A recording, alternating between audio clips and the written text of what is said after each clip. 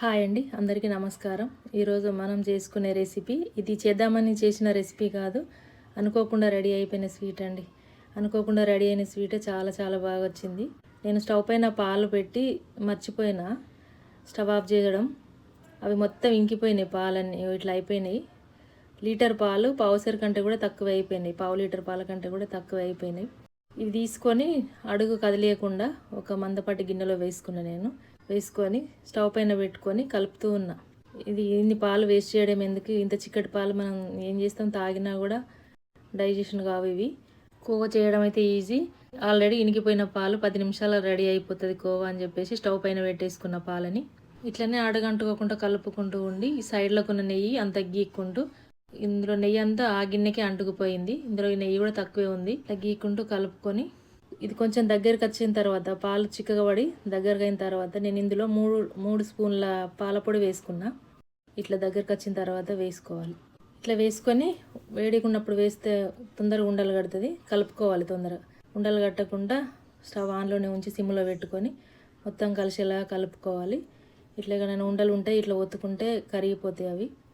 ఇట్లా అంతా కలుపుకున్న తర్వాత ఇట్లా దగ్గరికి వచ్చిన తర్వాత ఇట్లా అయిపోయినాయి పాలు మొత్తం దగ్గరికి. ఇట్లా అయిపోయిన తర్వాత షుగర్ వేసుకున్నాను. నేను 2 స్పూన్ల షుగర్. నేను షుగర్ కొంచెం తక్కువనే వేసుకున్నా. ఇందులో 4 స్పూన్ల షుగర్ పడుతుంది మనకి. 4 టేబుల్ స్పూన్ల షుగర్ అయితే కరెక్ట్గా సరిపోతుంది, కానీ కొంచెం తక్కువ వేసుకున్నాను నేను. ఆ షుగర్ కూడా కరిగి పాకంలాగా అయిపోయి ఇట్లా గిన్నెను వదిలిపెడుతుంది. ఇట్లా వదిలిపెట్టినప్పుడు మనకి స్వీట్ రెడీ అయిపోయినట్టు లెక్క. కోవా రెడీ అయిపోయింది. 10 నిమిషాలలో కోవా రెడీ అయిందండి. ఇది చూస్తే లూజ్ కలాకాన్ లాగా చేసిన.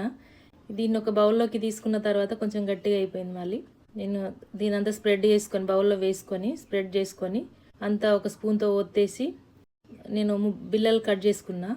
ఇట్లా గట్టిగా ఒత్తేసరికి మంచి కలాకాన్ లాగా అయిపోయింది. ఇట్లా ఒత్తేసుకొని చాకుతో కట్ చేసుకున్నా. ఇట్లా కట్ చేసుకొని తీస్తే కాసేపు అయిన తర్వాత మనకి స్వీట్ హౌస్లో కలాకండ్ బిల్లలాగానే వచ్చేసినాయి. ఇది చూస్తే కలాకండ్ లాగా, తింటే కోవలాగా వాళ్ళ టేస్ట్గా వచ్చిందండి. మనం చేద్దామని చేసిన స్వీట్ కూడా ఇంత బాగా రాదు.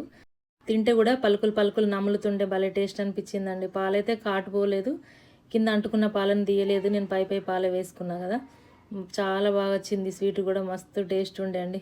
ఇది ఒకటి చుంచి చూపిస్తుంది చూడండి. నేను అనుకోకుండా చేసిన స్వీటు. మీకు కూడా ఎప్పుడైనా ఇలాంటి పాలు ఇనికిపోవడం మీరు ఏమన్నా చేసిండ్రా దాంతో? చేస్తే నాకు కామెంట్లో చెప్పండి. ఈ వీడియో నచ్చితే ఒక్క లైక్ చేసి షేర్ చేయండి. మరిన్ని రెసిపీస్ కోసం నా ఛానల్ని సబ్స్క్రైబ్ చేసుకోండి. Thank you for watching.